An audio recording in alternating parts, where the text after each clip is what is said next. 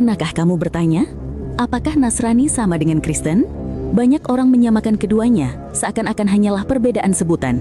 Tapi tahukah kamu, Al-Quran hanya menyebut kata Nasrani dan tidak pernah menyebut Kristen. Mengapa bisa begitu? Apakah mereka sebenarnya satu? Atau justru dua jalan sejarah yang berbeda jauh? Inilah kisah tentang bagaimana sebuah ajaran tauhid dari Nabi Isa perlahan berubah menjadi agama baru, dan bagaimana dua nama, Nasrani dan Kristen, menyimpan rahasia besar yang jarang dibicarakan. Jangan beranjak, karena sebentar lagi kita akan membuka tabir bagaimana dari satu nabi lahir dua jalan berbeda, Nasrani dan Kristen.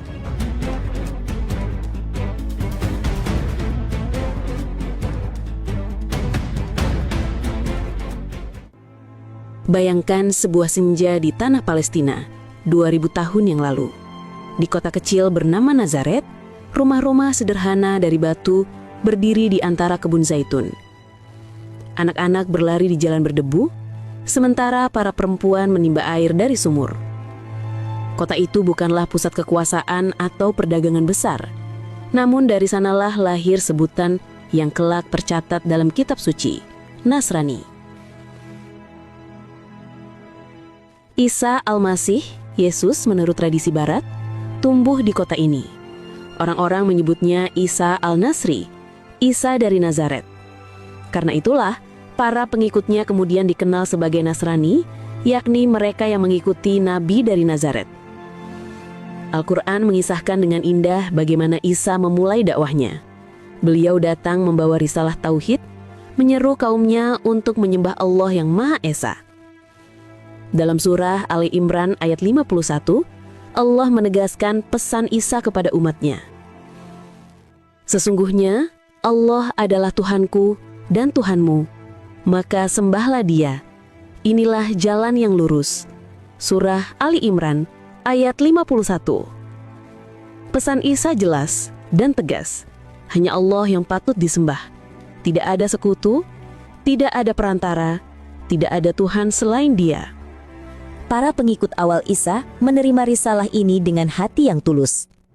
Ketika Isa menghadapi penolakan dari sebagian kaumnya, beliau mengajukan pertanyaan yang mengguncangkan hati. Siapakah yang akan menjadi penolong-penolongku di jalan Allah? Dari sinilah lahir para pengikut setia yang dikenal sebagai Hawariyun. Al-Quran mencatat jawaban mereka dengan penuh kebanggaan. Maka, tatkala Isa merasakan keingkaran dari mereka, kaumnya, berkatalah dia, siapakah yang akan menjadi penolong-penolongku untuk menegakkan agama Allah? Para Hawariyun menjawab, kami adalah penolong-penolong agama Allah. Kami beriman kepada Allah, dan saksikanlah bahwa sesungguhnya kami adalah orang-orang Muslim yang berserah diri. Surah Ali Imran ayat 52. Perhatikan kata terakhir, Muslim. Kata itu bukan sekedar label, tetapi makna sejati. Orang-orang yang tunduk, patuh dan berserah diri kepada Allah. Inilah identitas asli kaum Nasrani awal. Mereka adalah Muslim dalam arti luas, yaitu hamba yang menyerahkan diri kepada Allah. Hari-hari pertama kaum Nasrani dipenuhi cobaan. Mereka hidup di bawah pengawasan penguasa Romawi yang curiga pada setiap gerakan yang bisa menggoyahkan stabilitas politik. Isa sendiri, menurut keyakinan Islam, diselamatkan Allah dari makar orang-orang yang ingin membunuhnya.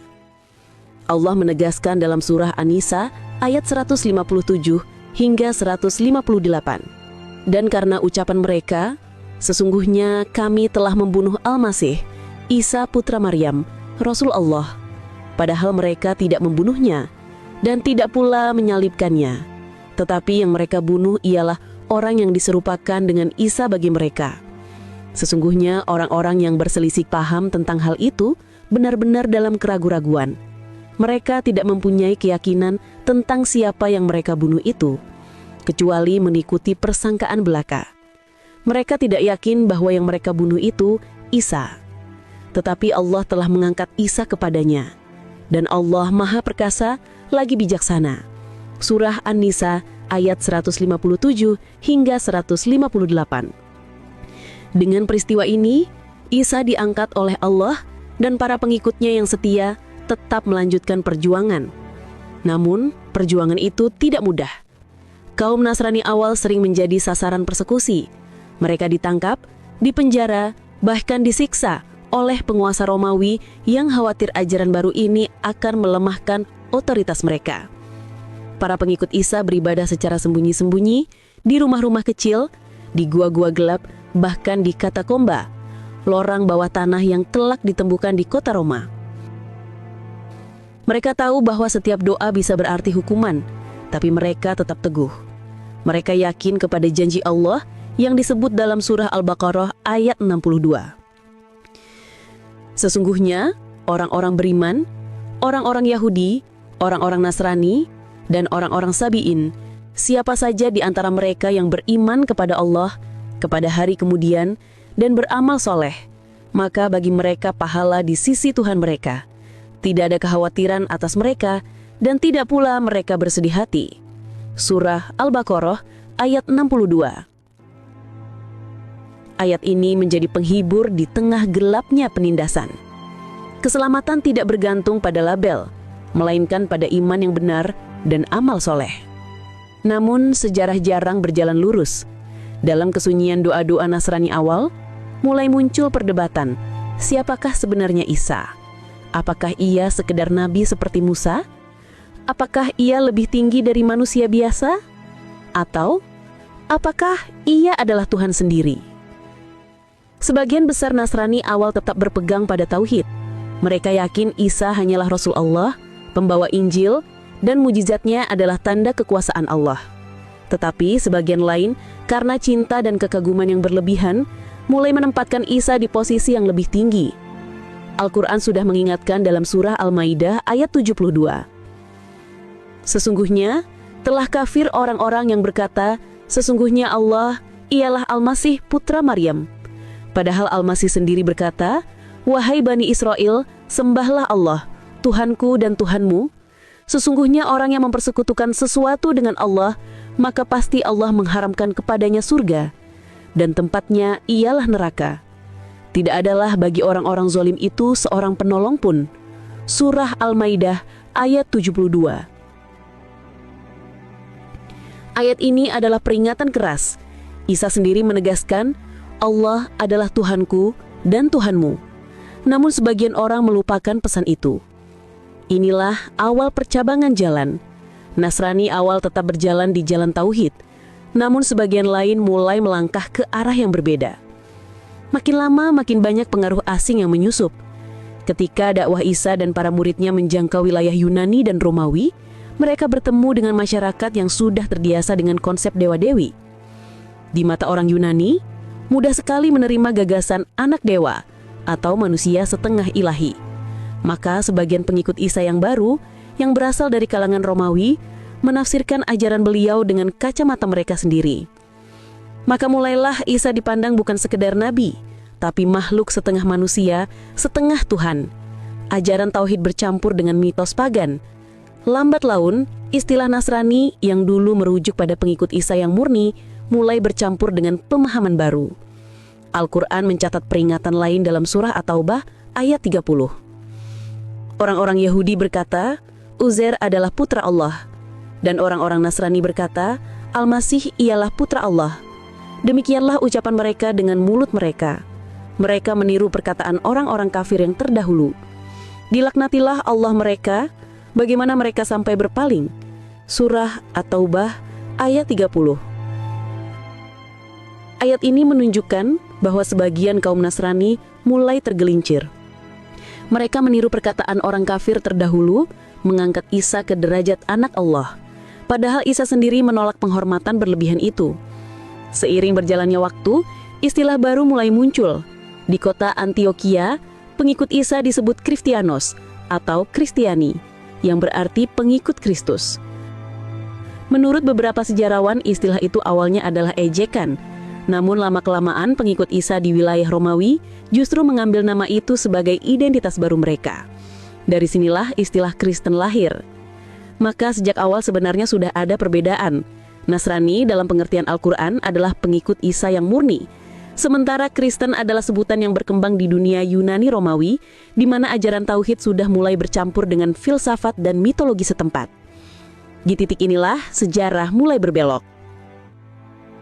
Sejarah iman seringkali berubah arah ketika bersentuhan dengan kekuasaan dan filsafat. Begitu pula perjalanan kaum Nasrani. Setelah Isa diangkat oleh Allah, para murid setianya tetap berpegang pada ajaran tauhid. Mereka menyebut diri sebagai penolong agama Allah, orang-orang yang tunduk kepadanya. Namun seiring menyebarnya ajaran itu ke dunia luar, terutama ke wilayah Romawi, benih-benih perbedaan makin tumbuh. Pertanyaan terbesar yang membelah mereka adalah, siapakah Isa Al-Masih sebenarnya? Sebagian tetap teguh pada pesan beliau, Isa hanyalah utusan Allah. Dalam surah Al-Maidah ayat 116, Allah bahkan menggambarkan dialog pada hari kiamat ketika Isa akan ditanya langsung.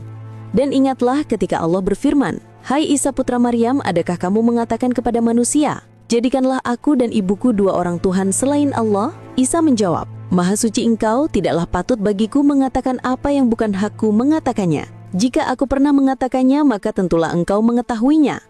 Engkau mengetahui apa yang ada pada diriku, dan aku tidak mengetahui apa yang ada pada dirimu. Sesungguhnya engkau maha mengetahui perkara yang gaib." Quran Surah Al-Maidah ayat 116. Ayat ini menegaskan dengan sangat jelas bahwa Isa tidak pernah mengajarkan dirinya untuk disembah.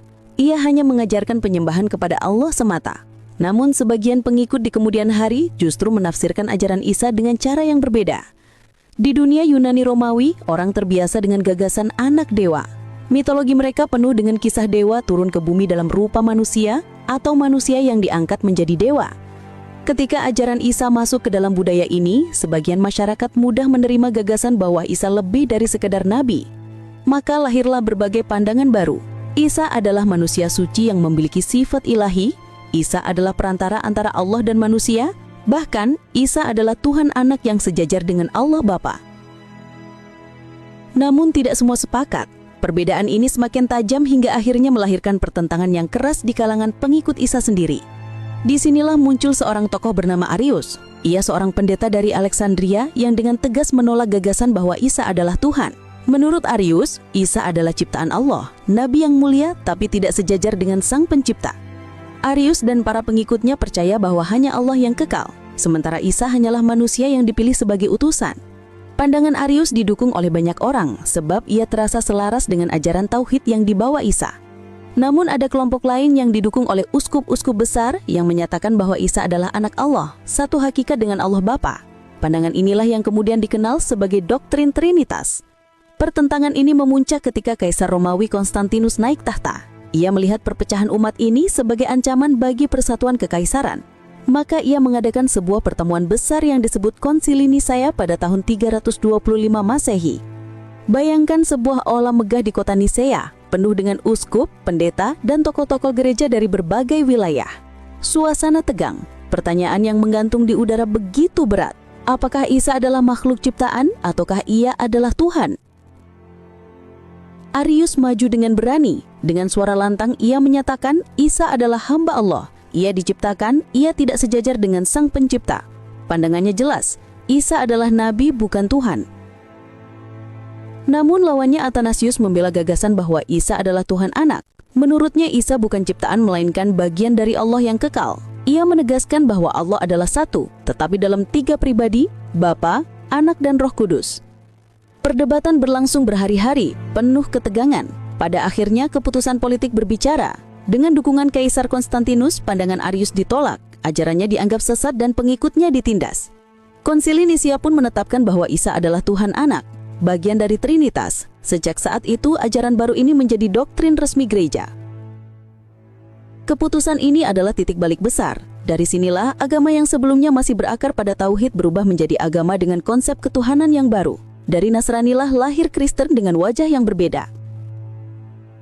Al-Quran sudah mengingatkan tentang hal ini dalam surah An-Nisa ayat 171. Wahai ahlul kitab, janganlah kamu melampaui batas dalam agamamu, dan janganlah kamu mengatakan terhadap Allah kecuali yang benar. Sesungguhnya Al-Masih Isa putra Maryam itu adalah utusan Allah, dan yang diciptakan dengan kalimatnya yang disampaikannya kepada Maryam dan dengan tiupan roh darinya.